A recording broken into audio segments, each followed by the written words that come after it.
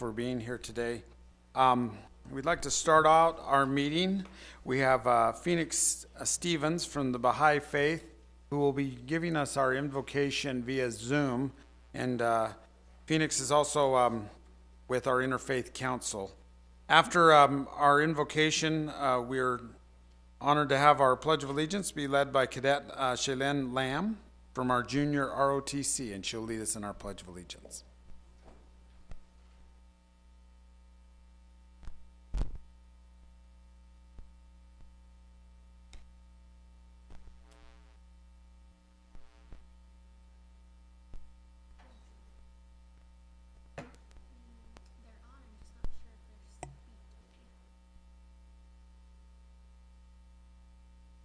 Phoenix, can you hear us? If he can, he probably can't talk back.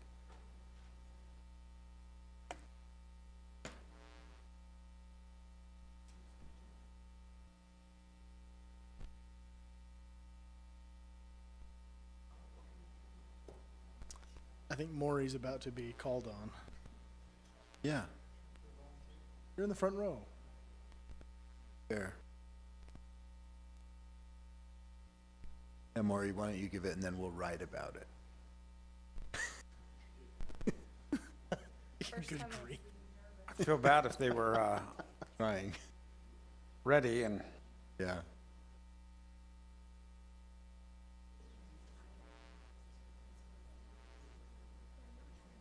not sure.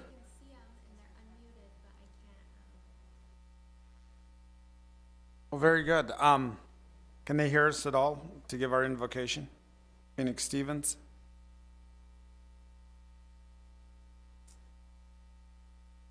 Up if you can. Yeah, I can't make their screens just dark if this is Would Commissioner Almquist, would you Yeah, mind give us love to. our invocation? Our beloved Father in heaven, we're grateful this day to meet together as commissioners and staff, as well as other electeds and, of course, our citizenry. We're appreciative of the blessings we have to live in a free land where these government affairs are open and that people can have dialogue in the way it affects their lives. Grateful for the functions of the county as it serves citizens. Pray that we will make proper decisions and that we'll be able to do so with good influence from not only pure knowledge, but inspiration as well. We're grateful for the many who serve us in our armed forces and who keep our land safe and protected, as well as many other lands around the world. We're grateful for our first responders who are here to, in a very neighborly way, keep us safe. We ask for thy protection upon them and especially their families in their absence. Grateful for the many things that good people do throughout our communities countywide, for all the service they provide neighbors, and for the way that they perform their duties that make us all feel better about where we live. We ask for protections upon all those who serve us nationally and ask that they would, for all their efforts, see the way we see things and help us legislatively accomplish these goals. Now we're grateful for these things that we've asked for and the things we're blessed with, and would ask for a continual peace in our land and especially amongst our citizens, we pray. In the name of Jesus Christ, amen. Amen. Amen.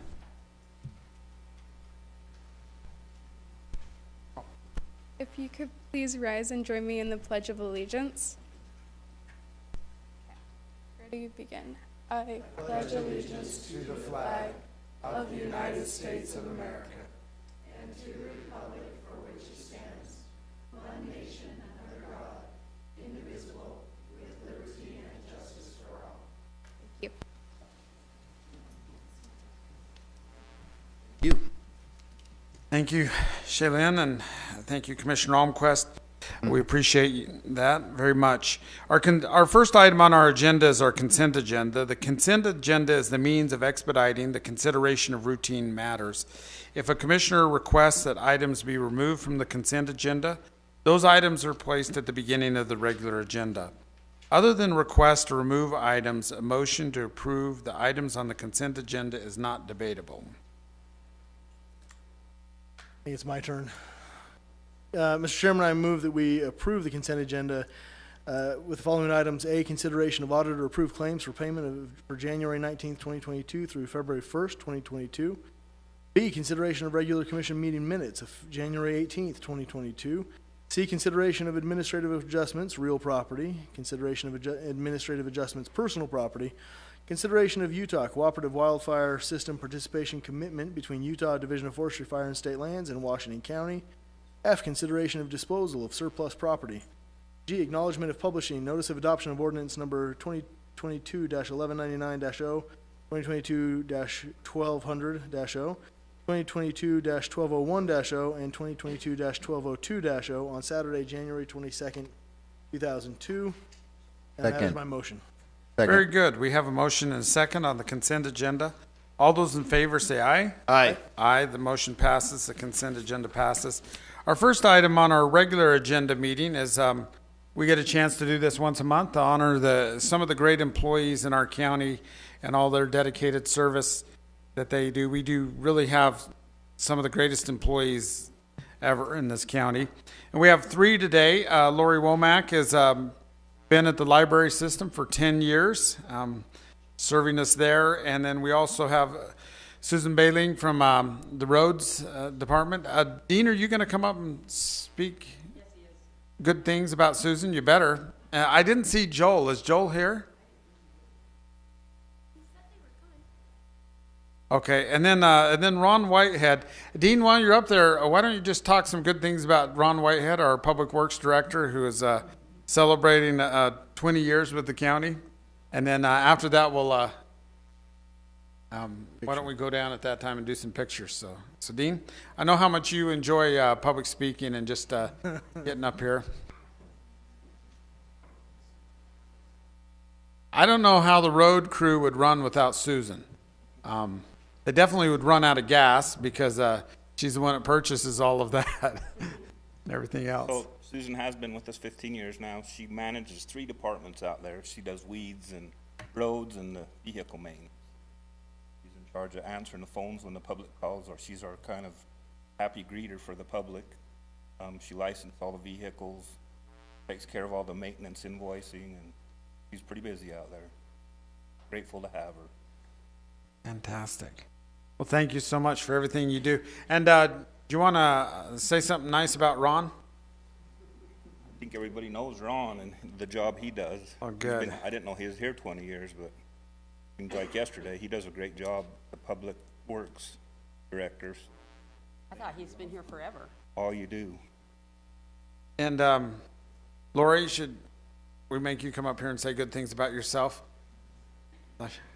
She here? So okay. Okay, maybe we'll miss that one. We'll miss do it that next one, time. He's not here either. Okay, very good. Let's Get a picture. Let's get a picture. Ron, come on Ron, up. you have to come up. Yep.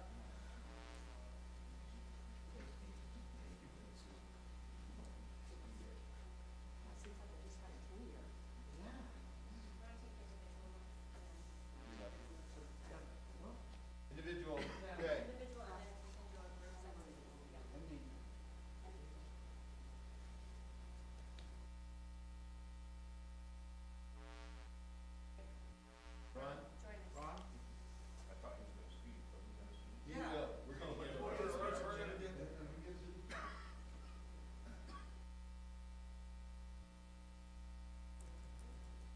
And then just run with the commissioners. Listen, this is 20 years, Ron. Come on, you're not gonna. I talk too much as it is.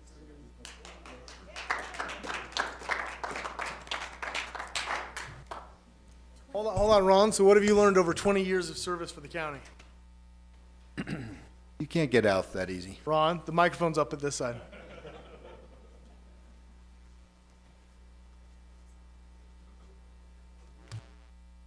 Got 2 files for that. One I can repeat, one I shouldn't repeat. Which do you want me to start into? I've learned that Washington County's been a very good place to work.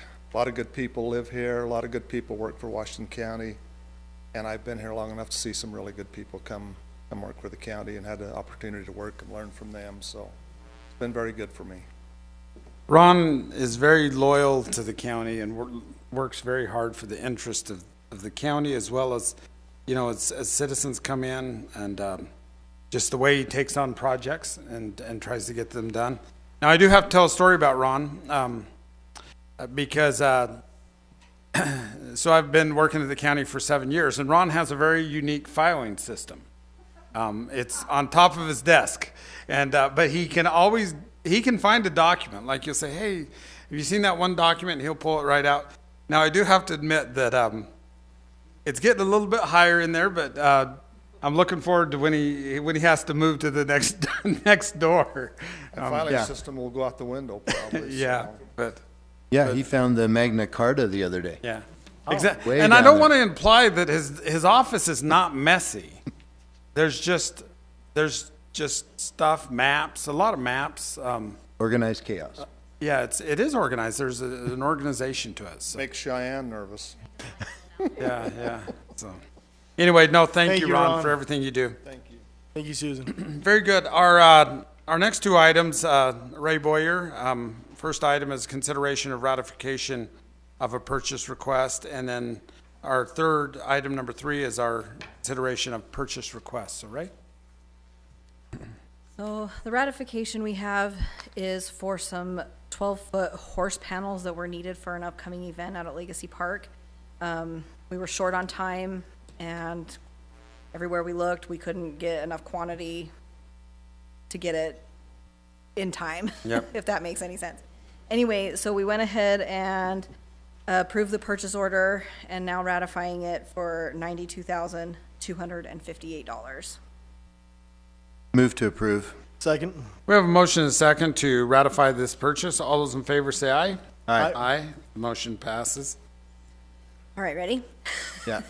Okay, so on our purchase requisitions for the Dixie Center, we have a proposal to replace the exhibit hall lighting system. This is for $69,166.09. The next one is for Legacy Park.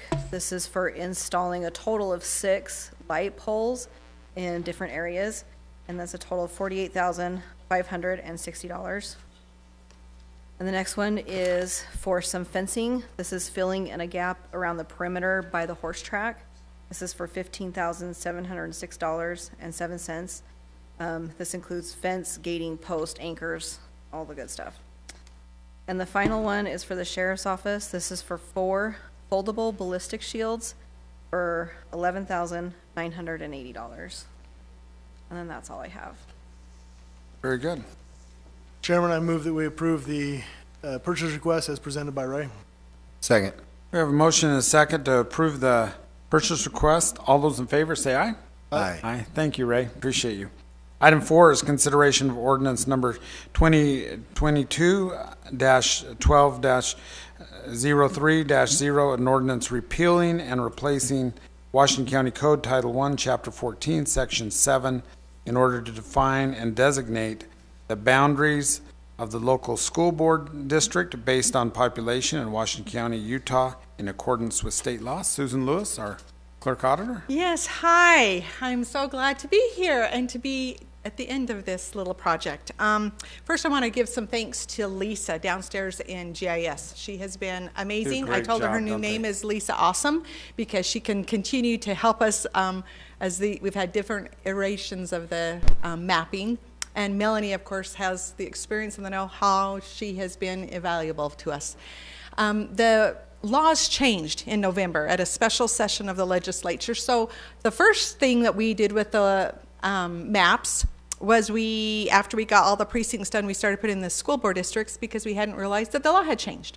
So the next grouping of maps that we did had to be based on population, not on voter registration. So it changed, each of the districts had to change from about 14 or 15,000 people, voters, now to population, which was more like 25 to 26,000. In fact, all of them are within just a few hundred of each other.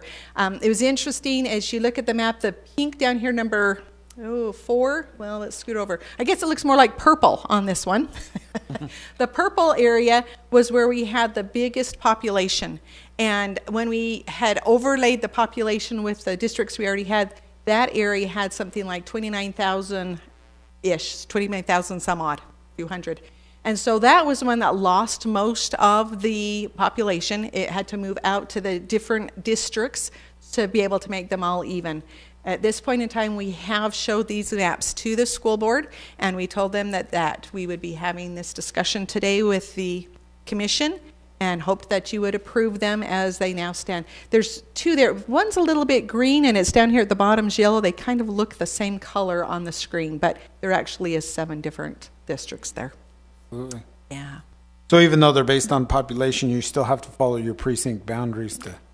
Yes, so that they know who to campaign to and all of that Yep. kind of thing. You know, there's got to still be that. So you're it's not just sliding a few people, you're sliding the whole precinct. the in whole one. precinct. Yep. Yes, absolutely. And like I said, they went both directions. Some went to the green over here in number 1. Some went to the blue and up and down. Anyway, it's a lot of moving around, but we did get them to be all very close to the population. And of course, they are contiguous. That's what is also in the law, and as compact as possible. Yep. So that was our goals. Susan, could you explain why like Ivans or maybe out Laverne and Etobicoke are not colored there? Do I have something that's not colored?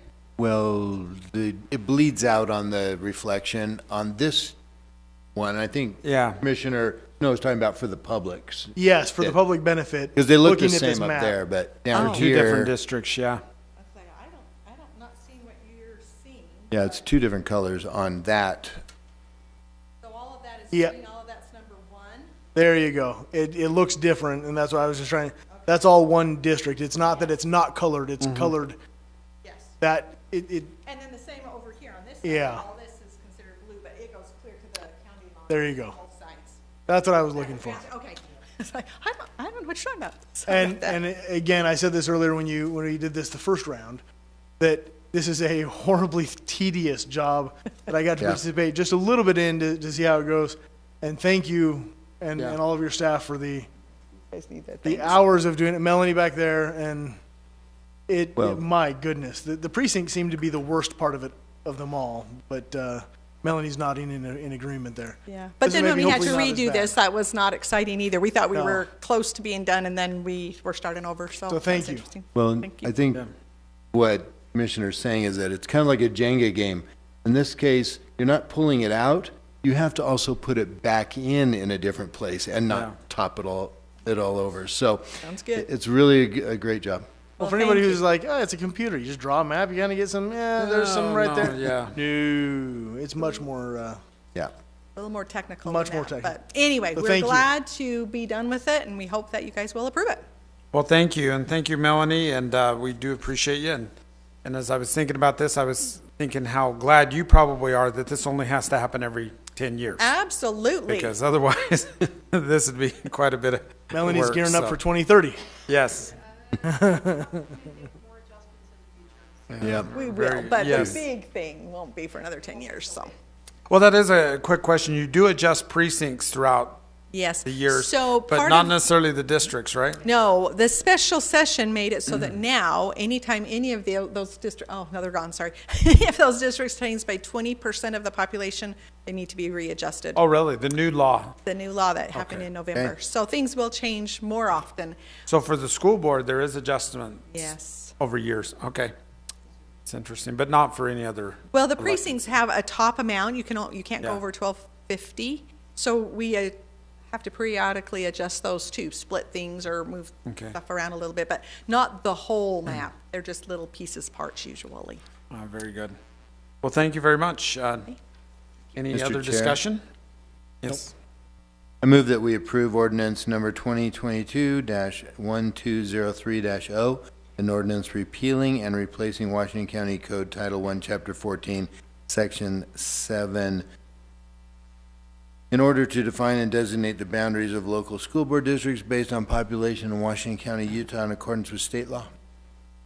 And I second that. We have a motion and a second. All those in favor say aye. Aye. Aye, the motion passes. Item 5 is consideration of ordinance number 2022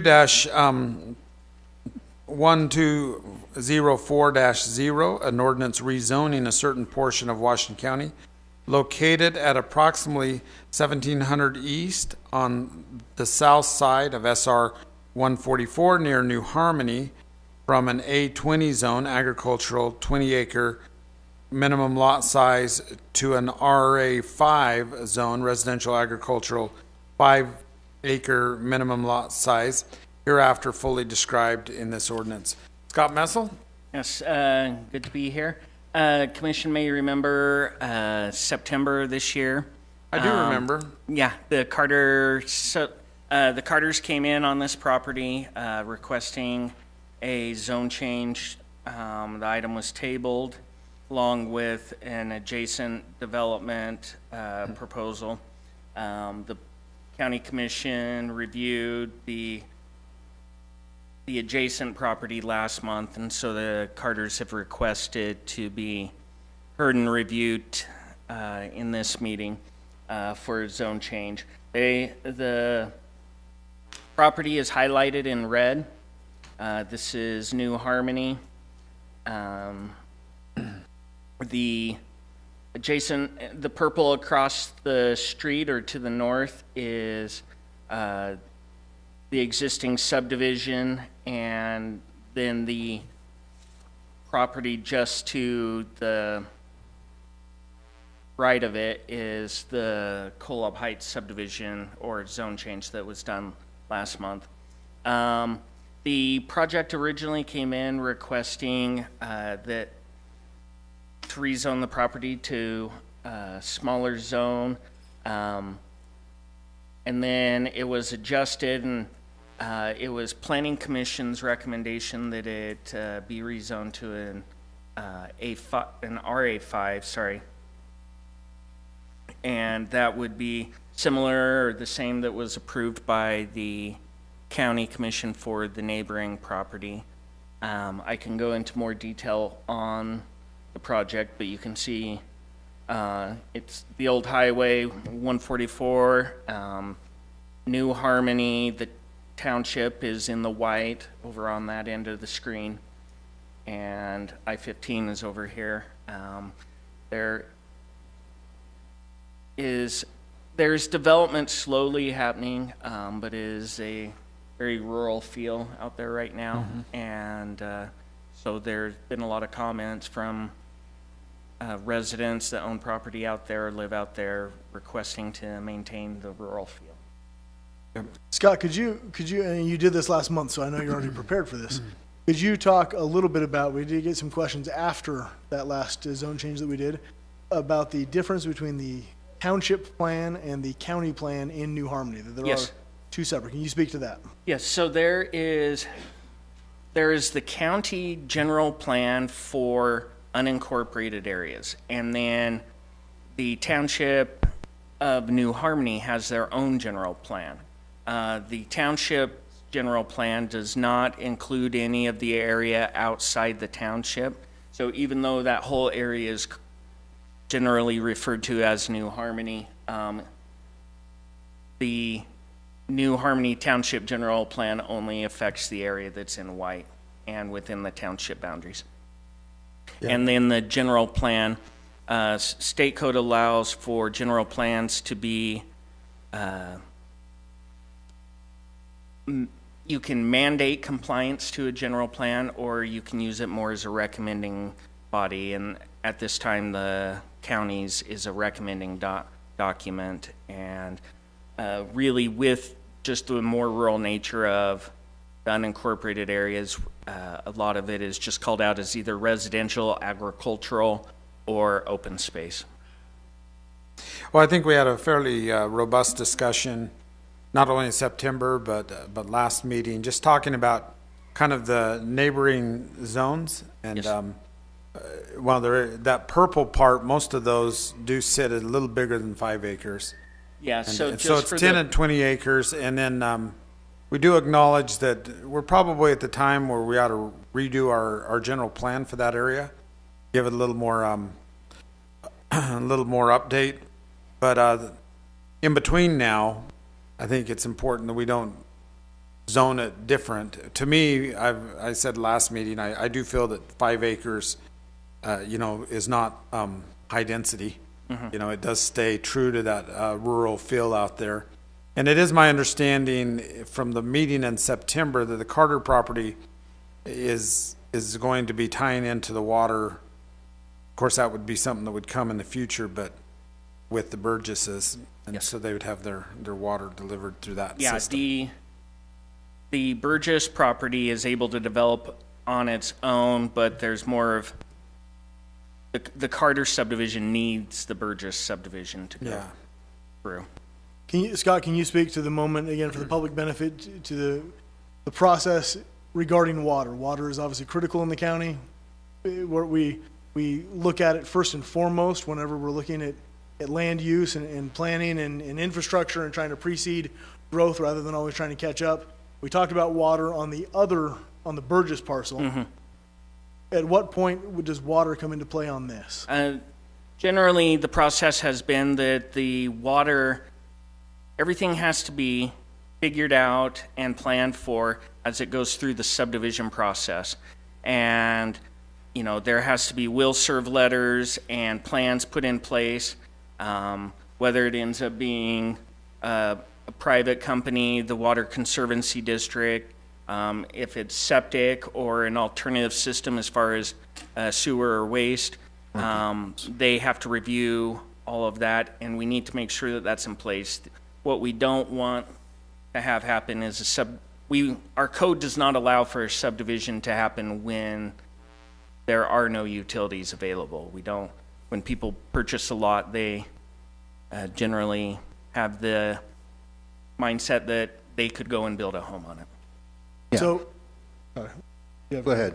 So if because I remember the discussion with the Burgesses, they brought their own water, right, but would go through still with the before they could come in for a plat or to subdivide this fully, would need a change application proving where their water is coming from, right, the point of diversion, what waters, the seniority, all of the things that come in with a full and completed change application through the state.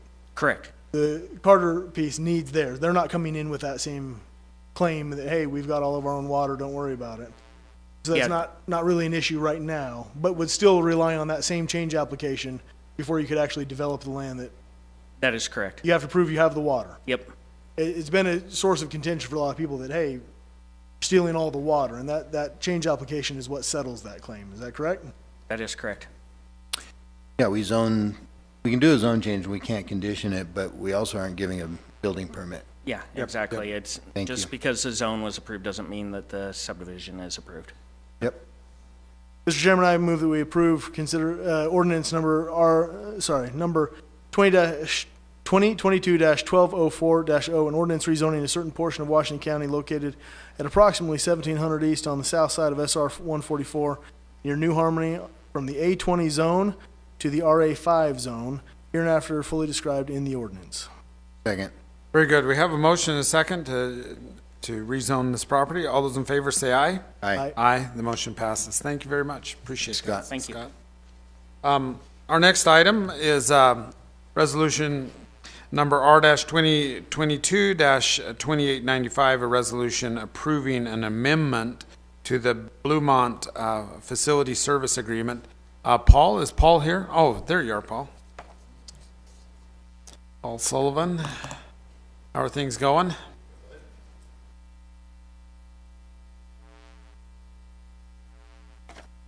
Hey, Bluemont has been with us, I believe this will be their 5th year, and they've never raised the rates, which I think is pretty impressive. They have some good, faithful employees that have stayed with them all that time, and they're requesting that we give them a raise so they can give their employees a raise, basically. And it just seems like more than fair to me. Well, super. I think it's, in these times, is warranted. And they serve a lot of our facilities and been faithful in doing what they've been asked to do. So I move on item number 6, that we approve resolution R 2022-2895, approving an amendment to the Bluemont Facility Service Agreement. Second. We have a motion and a second. All those in favor say aye. Aye. The motion passes. Thanks, Paul. Appreciate that. Thank you. Our next item is consideration of Resolution Ardash 2022-2896, a resolution appropriating expenditures of funds collected as Washington County's share of the Recreation, Arts, and Parks sales tax. Diamond McPherson, our fearless chairman of the RAP board, as we call it. That's a great board, and we appreciate all your service. Well, it is a good board, and it's been a pleasure to serve as chair this past year. We'll raise your pay as well this year. From 0 to 0, that's fine. No, we're happy to provide this service. RAP is an acronym, Recreation, Arts, and Parks, and we are the A part. We have nothing to do with the R part or the P part.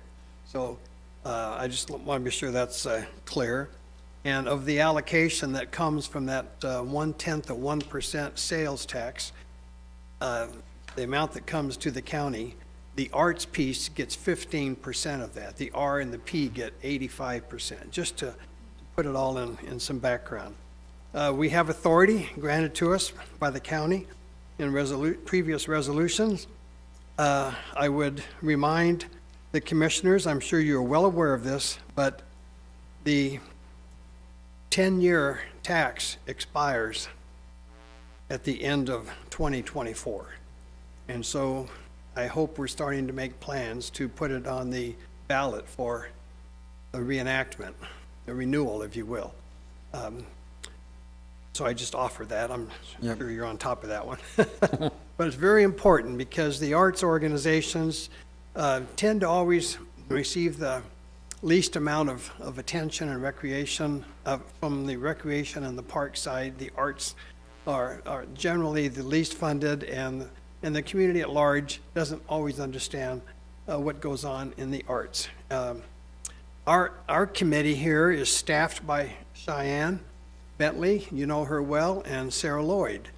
Cheyenne was in the last trimester of a pregnancy this past year, and so Sarah stepped in and did a marvelous job for us. So be sure you say thank you to her. Cheyenne's now back on the job. The only difference between the two, they were both very talented. Cheyenne chose to sit on one side of the table and Sarah on the other. We'll talk to them. Yeah, so just cover that if you would. That means I had to sit on the opposite side of where I was used to sitting. So we have carefully considered these guidelines. We held, I think it was 6 meetings in 2021. In the early part of 2020, there was a resolution passed by the commissioners that allowed the appropriation last year, because it was a pandemic year, to not be specific to projects that were approved, but just for the organizations to use as they saw fit, because so many of them had to adjust their activities. That really made a big difference for them. So this year, the staff sends out the recommendations to all of the arts organizations. We strive to get new ones all the time. It's well advertised, and we had 39 applications come back. That's quite good. Every year it goes up a little bit. And of the 39, that doesn't count Tuacahn. Tuacahn gets a little piece, not a little piece, the largest piece, if you will, out of our allocation each year. And the other 39 are the ones that we consider in our meetings, and we carefully go through the applications in advance, and then we discuss them as a committee. There's 7 individuals that serve in this committee, and I would just want to go on the record of thanking each one. Glenn Webb, Carol Lakin, who is the vice chair and who will be chair this coming year, I think she's out of town seeing some wonderful grandchildren and could not be here tonight. Richard Kohler, Robert Schmidt, he's from the schools, Tony Allen, and Dave Watson. And we have rotating appointments so we always try to keep ourselves fully staffed. So we had 39 applications. 5 did not qualify. You might say, wow, couldn't you find a way to qualify? We try to be very careful in making sure we apply the standards And we are interested in the performing arts, the visual arts, and the historical arts. And if you can't find a way to slot into one of those and provide a service to the community, then we just feel they just don't qualify for funding. And so I hope you you understand that. So you have before you the recommendations, and they total $610,000, less the Tuacahn amount. We spent our time appropriating in a recommendation $485,000. And the largest organizations received the same amount they received the year before, because we wanted to find a way to help the new organizations also get some good funding. We got a few that are off to a good start. Yeah. And that's important that they receive some funding. I can't tell you how much this money is appreciated. It means a lot for some of these organizations that are very, very small, but provide a good service. So that's the recommendation. Well, thank you very much. And I just want to, I think I've had the opportunity every time to do the interviews for those people that have volunteered to be on the board. And I'm just always impressed with the people that sign up, that work on your board, that work with you, and the process that we have. Like Diamond explained, the wrap tax, as it's called, this is really only 15%. If it's a pie, it's just like one slice of it. And then out of that slice, we're able to help all of these other organizations.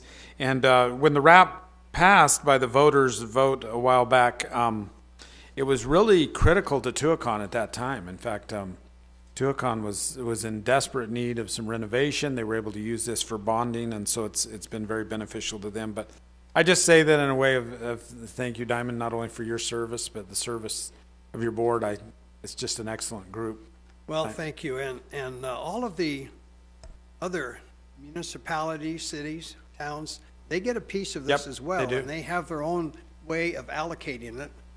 And so we tend to find out what they do for these arts organizations as well, to make sure people just don't dip into everybody's funds. So we're very, very careful doing that. And I think you're very conscious of what the organization is going to give back to the community. Exactly. For the funds that they get. So they provide detailed reports to us. And sometimes we have to go back and ask for more detail and meet one-on-one with some organizations. And some of these organizations that are not getting any funding, we're going to meet one-on-one with a few of those folks too. That's not going to be pleasant, but. Yep. Thank you. Mr. Chairman, staff does a great job for us. just to clarify as well, you just touched on it, but these are not general funds. These are not coming out of property taxes. These were voter-approved taxes 9 years ago on a 10-year system if it's not renewed, and so this is just allocating those funds that have already been voted on by the voters. Yeah, 1/10 of 1 cent sales tax. And if it's not renewed, all of this goes away. So that's really going to be tough if it happens. We don't want it to happen. Yeah, it really does help. Well, very good. I move that on item number 7, that we approve resolution number R 2022-2896, a resolution appropriating expenditures of funds collected as Washington County share of the recreation, arts, parks, and sales tax. Second. We have a motion and a second. All those in favor say aye. Aye. Aye. The motion passes. Thank you, Diamond, for your service and your presentation. Item 8 is consideration of resolution Ardash 2022-2897, a resolution approving a land trade agreement in Confluence Park. Cameron, Rogan? Good afternoon, everyone. So this resolution is in support of a potential land trade agreement with JB Holding LLC. If you're familiar with Confluence Park, it's about a 350-acre nature park that the county owns the property. Division of Wildlife, however, has a conservation easement over this property. And for a number of years, we've been trying to work with a landowner adjacent to the park that has property on each side of a little kind of an appendix that shoots off the park. It's above most of the park on developable land, whereas most of the rest of the Confluence Park is down below the lava flow and at the Virgin River Basin. And so it doesn't really quite fit in with the values of the park, and it really is more more necessary for development of that general area. It would provide legal access to each side of the property there. So we've been in discussions for a number of years about ways to try and do a swap that would be beneficial to both parties. And they have come up with 3 private property parcels that this owner has down by the park along the Virgin River, so much more in line with what we want in Confluence Park. And I don't have the acreage in front of you. You might have it as your exhibit. I think it's roughly 18 to 20 acres. The parcel that we would be giving up is much smaller, like on the magnitude of 2 to 3 acres. So the park would grow quite significantly through this exchange. We don't know the appraised values, so there's a lot of different contingencies built in this agreement. The idea is that we'll get appraised values to be very similar. If they're not, there's another contingency where we would purchase some of an easement that they own, providing additional access to the park. Again, there's just a lot of legal jargon in there that our county attorneys work through, and ways to back out of this if for some reason we run into further complications with the conservation easement that might not be allowed to be changed. So this is all built upon the idea that this would facilitate that conservation easement being changed over time, and that's our hope. They kind of requested that we work out a trade before, like in advance of that, so that they're only working with the county rather than the county and another third party. So that's why we put together this land trade agreement. And I just, it has been a long time working on this agreement, and there were times that we just received letters back from the state of Utah saying, more or less, it seems too difficult, we're just not even going to engage. But it's not just for the private party here. This also is very helpful to the city of Hurricane, as we are going to allow connectivity between Main Street and 200 there for utilities to connect. And so, and the land that is being offered in exchange also has a high value for the park itself, as far as kind of an environmental, value to us. We did meet out there with the state. I feel like Cameron's been doing a great job at leading out on this. Lane Blackmore, who is the property owner, is here, and we finally feel like we have a little bit of traction. Maybe the train is starting to start up, and we have the people, committed to kind of take this through, because even though it might seem like a simple exchange, nobody quite knew how to do it, because there's a conservation easement that needs to be kind of opened back up, and there's different parties, federal parties, state parties. The county obviously owns the title to the park, and in that discussion, it just felt that if the private party was, if Lane Blackmore was willing to kind of trust the county and just allow us to lead out on the exchange, it would make it easier for the state to continue their discussion, right? That's correct. And just to reiterate too, the value of the land we would be getting, we want it to appraise at about the same value. We'll see what happens there, but biologically speaking, it's definitely superior value than the land we would be giving up. When the park was first established, it was funded through monies for other species like the listed fish in the Virgin River. And we'd be getting riverfront property that would help further enhance and protect those listed fishes. So it certainly is in line with the intent of the park. It really is. So, very good. Any other comments or questions? Nope. Mr. Chairman, I move that we approve Resolution R 2022-2897, a resolution approving a land trade agreement in Confluence Park as presented by Cameron. Second. We have a motion and a second. All those in favor say aye. Aye. Aye. The motion passes. Thank you. Item 9 is consideration of Resolution Ardash 2022-2898, a resolution approving the renaming of a portion of road from Homestead Ranch Road to Tony Shea Way. Scott, we have decided that we're going to buy road signs that can just be moved. Yeah, as magnet letters on them. As each person wants to buy this nice piece of property, they can just have the road named after whatever they would like. Yes. So there's a portion of road. That's not my motion, by the way.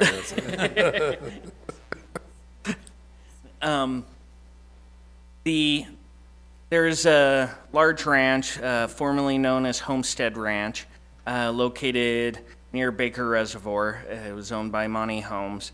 It was sold a little bit ago to Tony Shea, one of the founders of Zappos, and then shortly after he purchased it, he passed away, and the estate is asking to rename the portion of road. You can see on this map here that the dashed line, so there's Baker Reservoir, Baker Dam Road, so Baker Dam Road won't change, it's just in the red section, red dashed line that is the turnoff to go to the former Homestead Ranch. It was named Homestead Ranch Road. They are requesting to rename it Tony Shea Way. The adjacent property is BLM land. I've reached out to the BLM. Have not heard any opposition to it. And the only property that is addressed off of this road would be the former Homestead Ranch. Scott, and I already know these answers, but this is, so just correct me if I'm wrong on any of this, right? It's a private road. There's no, you just said there's only one home up there, right? Correct. Just setting the expectation management that everybody doesn't get to rename the road whatever. Yes. Hey, I'd like to rename my road to my house, right? It's a private road that they got the easement through the BLM. The county did not have anything involved in that. They obtained the easement. They paved it. They maintained it. This is a private road to one house. It's basically a really long driveway. Yeah. That is correct, yes. Okay. I'm just wondering if we could name it phonetically Shea rather than. Yeah, have in print quotes or something. Yeah, just kidding. No. Mr. Chair, part of our question in this was how will first responders know if they need to have a call up there? And even though there's one big house up there, they also serve other people in their small little cabinettes and things. So, Scott, would you just put a letter through to dispatch or anyone who covers this area, whether it's Enterprise, Central, Dameron, and then, of course, any other responders, just letting them know so that when they hear this, they say, that's in Alabama. We don't have that here. You know, so And that'd be helpful. Yes, we'll do that. Anytime address is assigned in the county or a street is named, there's a process in place which we let the affected entities, including 911 services, know of the change. So that'll be taken care of. Mr. Chairman, I move we approve Resolution R-2022-2898, a resolution approving the renaming of a portion of road from Homestead Ranch Road to Tony Shea Way. Second. We have a motion and a second. All those in favor say aye. Aye. Aye. The motion passes. Thank you very much, Scott. Thank you. Appreciate it. Item 10 is consideration of Resolution R-2022-2899, a resolution approving an amendment to the agreement between Washington County and Mcmillan Jacobs Associates for additional subcontractor services from Bowen Collins on the fixed cactus habitat assessment on the Warner Draw Supplemental Watershed Plan for Gould's Wash drainage. Ron, I have you down to talk to this. Or Todd, sorry. Todd sneaks in and over here on my left hand. Yes. I haven't heard of fixed cactus. I thought I knew that area. Making it up. This is a new one that was discovered over around the Grand Canyon, I guess, and there's similar kinds of soils in the area that we're studying to put in new dam for flood control. And so the NRCS thought it was best to cover their bases and make sure that we include this. And so we've asked, the NRCS is paying 100% of it, but they would like to amend our contract to allow the consultants to go out and do the testing and look for the plants. Look for the little fixed cactus. See if we need to do anything to avoid them. They've never been found in this area, but they've never really been looked for either, so. Well, there are some cactus out there, so.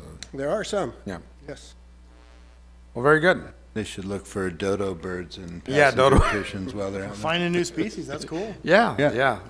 So they get listed.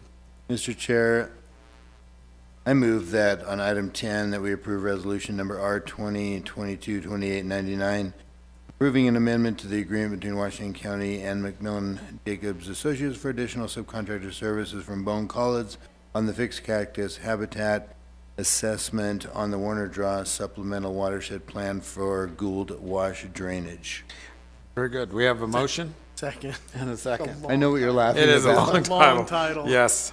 Yeah, of the Western Hemisphere, of the Earth, Yes. of this, Hey, Devin, yeah. can't we cut that down a little? Get 4 or 5 more companies on that list too. So. Pay him by the word? Yeah, no kidding. Item 11 is consideration of resolution R-2022-2900, a resolution appointing board members to the Washington County Planning Commission. And I have Scott, you down? Yes, Commissioners, the Planning Commission, there are terms that come up each year, and they are staggered. This last year, Kevin Jones' term expired, and then we also had Reed Scow resigned his position as he is relocating up to Cache Valley. And so we had 2 positions that we noticed properly and held interviews for and met with some really good candidates. And it is proposed that we reappoint Kevin Jones to the Planning Commission and then also appoint Bradley Gaston to the Planning Commission. So Kevin's term would go through January 31st, 2025, and Brad's would go January 31st, 2024, because he'd be filling Reed Scow's position. Very good.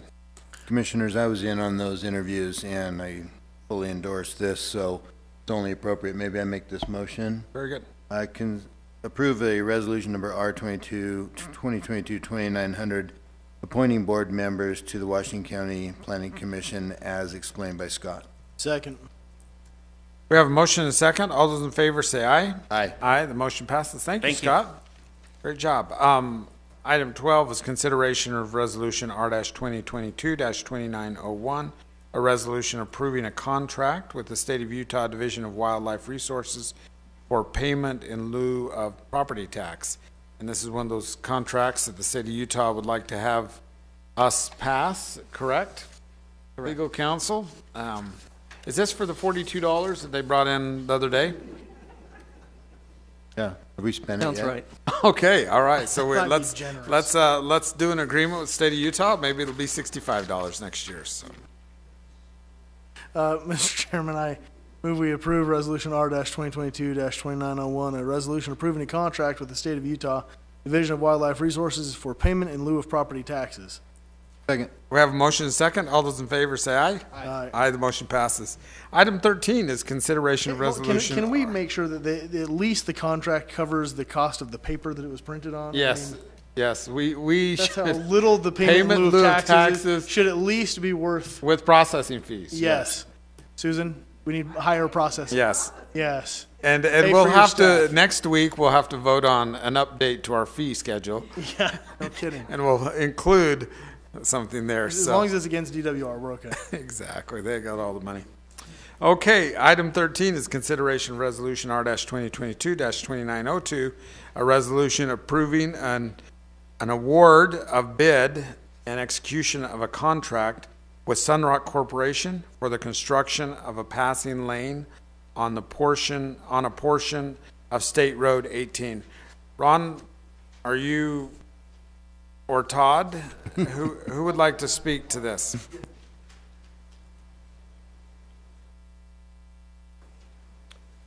A little bit more money involved in this one than the $45. We sent this out to bid. We got 2 bidders. The engineer's estimate was a little over 1.8 million. Our first bid we opened was 3.5 million, and we just about passed out. Then we got a bid from Sunrock for $2,022,210.75. That's within about 10% of the engineer's estimate. And so we're recommending we award that contract to them at this time. Very good. And this will need to be done prior to the Ironman? Yep, Correct. they've got a In May May. 1 deadline. Yeah. And hit that deadline, they get a little bonus. If they go beyond it, they have to We've pay a joked little around that, you know, the runners might be running right behind the paving equipment at the, bit. Exactly. so, but this Can help will, Clamp that down. You know, yeah, it's kinda help slow. pack it down. Yeah. It'll make them run faster because it'll be kind of nice and warm. But all kidding aside, I think this is important not only for the race, but for the safety of the travelers on that road. Something that we've been working on. Exactly, Chair. It's twofold. And I think a lot of residents, especially new people that travel that road, say, why did they stop here? Yep. Why don't they just go a little bit further? Well, there's always funding, and when you pass the bridge there at Ledges, people probably wonder, and now that's going to be solved. It's still uphill there. People Yeah. get slowed down all the time. It'll be real nice. Plus, it's a good way that we've worked with UDOT to kind of do this 50-50. There is a safety issue as the only commissioner here who lives there and drives it every day. That's really the reason we're passing this contract is to convenience Commissioner No, Snow. it is not. I can't believe you. Strike that from me. We censure him. The jury will strike that. Yeah. It's actually a safety issue. I can tell you that people will race a school bus or a hay truck or a milk truck or an RV or anything, and they see that those two lanes are converging down. You'll get 90, 100 mile an hour cars trying to get ahead for the few miles. Pulling Knowing into the somebody else turn from my lane to community try to is get not around. in their head. See, I'm not just me. Am I wrong, Shaylin? It is a safety issue right there. And if you knew that, hey, I don't have to race this truck to get around, I'll be okay. It'll be a real advantage. Plus the Snow Canyon turnoff and merging traffic is Yeah. really. Todd, quick question before we make a motion or whoever does. Is there a penalty clause in this for Sunrock since we have a date certain? There is, And, I mean, There's an incentive. Okay. Get 25,000 if they get it done by May 1st. And then there's disincentives after that, and I don't recall the actual numbers, but they're fairly severe. Very good. Okay, well, I move then on item 13 that we approve resolution number R 2022-2902, approving an award bid and execution of a contract with Sunrock Corporation for the construction of a passing lane on a portion of State Road 18. Second. We have a motion and a second. All those in favor say aye. Aye. Aye. The motion passes. Thank you. Item 14 is consideration of resolution Ardash 2022-2903, a resolution approving a minor boundary adjustment in the Red Cliffs Desert Reserve. Cameron? Yeah, so last year, State School Institutional Trust Lands presented a proposal to the advisory committee to just kind of switch the boundaries of the Red Cliffs Desert Reserve near the Grapevine area. That's near exit 13 on I-15. The reason they requested this is just because they would like to build a substation, and they looked at all the various different alternatives, and they found that this one would fit the best, and it was also where we already have a trailhead that was going to be planned for the future. And so they wanted to co-locate this substation with this trailhead with the idea that if they were able to get it approved there, they could actually add some acreage to the Red Cliffs Desert Reserve. And so unlike the last thing that I spoke to where it's an actual physical change of ownership in the exchange, this is all property owned by SITLA. There's no change in ownership of any of the property. It's just an administrative change of where that boundary of the reserve is. And so we've had the technical committee review the biological impacts of this. We've had the advisory committee look at the pros and cons and weigh the TC recommendation. And they have approved and recommend that this project proceed. It does provide a net benefit in the sense of 1.7 acres would be added to the reserve. So we're essentially taking out 4.3 acres, and SITLA's going to add in 6 acres. So it's a net gain of about 1.7 acres, a very similar habitat. And so they have approved this boundary change, and that's what this resolution is for. Very good.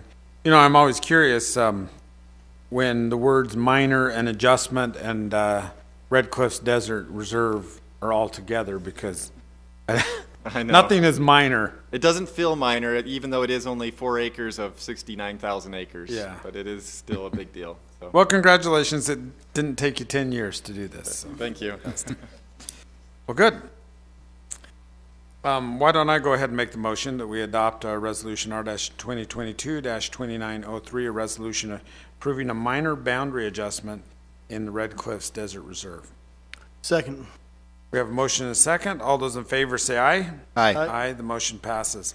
Item 15 is consideration of resolution R-2022-2904, a resolution appointing a member to the Washington County Water Conservancy District Board of Trustees. Adam? Yeah, I'll take that one. Commissioner Snow, sorry. You're fine. Mr. Chair, this is, Mayor Nielsen was of Washington City was on the board and resigned after he left office in December. And so this is appointing his replacement on that board. I'd like the record to show, and for everybody who may hear or see this in the future, this is not Washington City's designated seat, and therefore the mayor or city council member. This is just happens to be that Washington City mayor is being replaced by the new Washington City mayor. But it's, I move that we adopt this resolution R-2022-2904, which places Mayor Cress Staley on the board in replacement of Mayor Kenny Nielsen. Yes, in a vacancy that is not designated. Yeah. To one particular municipality or entity. Thank you. I second that. We have a motion and a second. All those in favor say aye. Aye. Aye, the motion passes. Item 16 is the Commissioner's report. I know the legislature is in session, so we're kind of nervous down here. And we've been trying to meet with them and understand their intents. We're all taking our turns. You were there last week. Yeah. I was there. I just got back a couple hours ago from being there yesterday and today. Advocating, we all take our turns to try and advocate for Washington County, for our interests, for the interests of the citizens, the residents here. And I can report that the last 36 hours of my time, at least up there, were heavily spent on water. It's obviously the thing that's at the forefront of almost everybody's mind. Should be. If it's not, it should be. Here in Washington County, and just trying to get to meet with every leader and legislator that we can to show that Washington County is very serious about conservation and about using our resources. This truly should be seen and treated as a sacred resource, and making sure that they know that we're doing everything we can possibly to conserve and be the best stewards of this water as possible.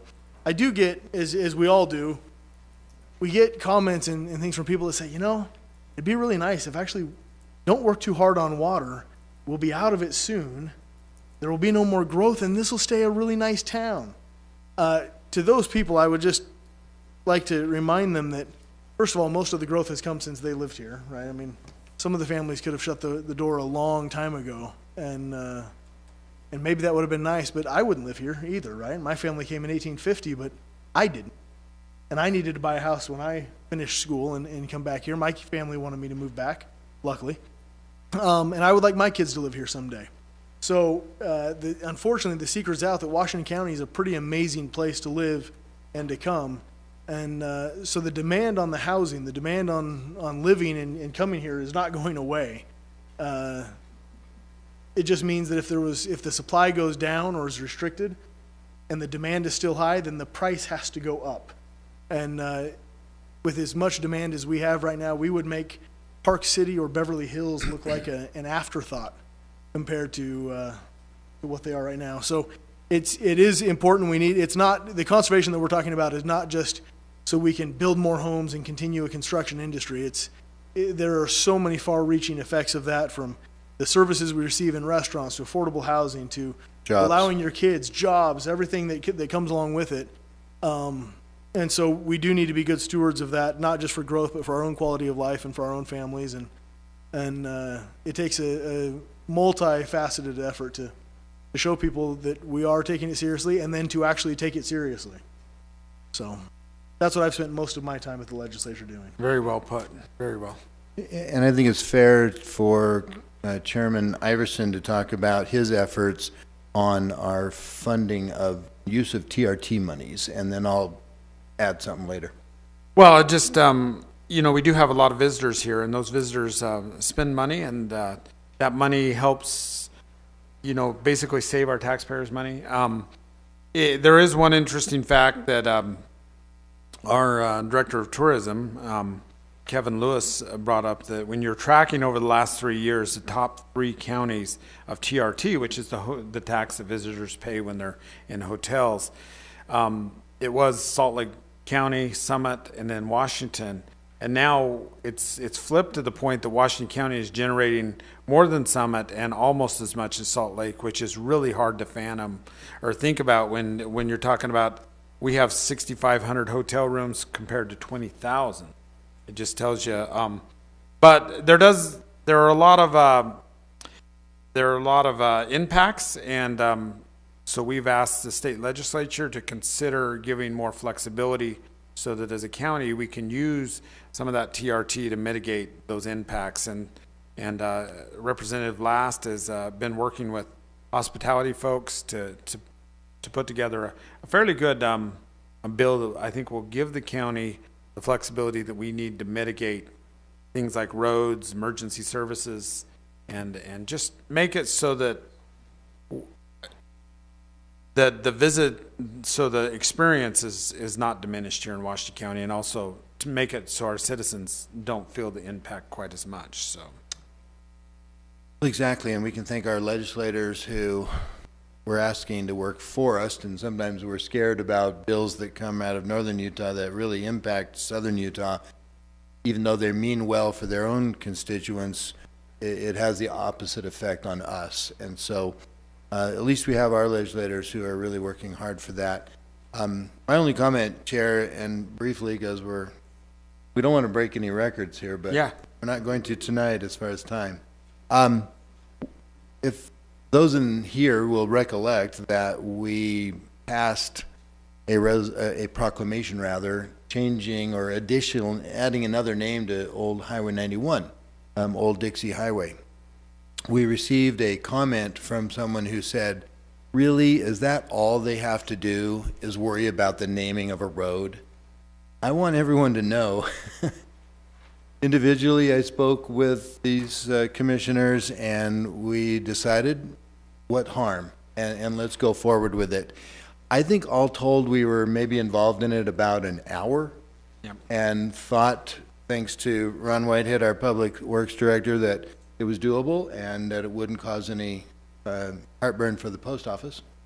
But having said that, I just wanted everyone to know that, and whoever made that comment, wherever they are, please come in, because we deal with highways, improvements, sheriff's office, planning, land use. If naming of roads was the only thing we had to do, it wouldn't be worth it, and it wouldn't be fun. But at least we are involved in just about every possible thing in the county and trying to help municipalities function better too. Absolutely. Just in closing, I want to give a shout out to Commissioner Snow. He has been working on public safety and fire along the SR 18. He's attended a number of meetings, which we have been very grateful for. I did receive an email commenting on that, and at the end of the email it said, please thank Commissioner Snow for coming to Central and visiting with us about this meeting. And so I want to publicly thank you, Commissioner Snow, on behalf of her and also on behalf of myself, because when you're there, I don't need to be, and that's just a fantastic part. And can I just say, it was the coldest, windiest night in Central and Brookside. I almost didn't make it back. At my age, I can't venture out in those So conditions, cold. so thank you. Well, with that, we'd like to remind everybody that if they missed the meeting, it is rebroadcast on TDS, Channel 22, Channel 108, and at 10, 2, and 5:30. So, very good. We stand adjourned. Thank you.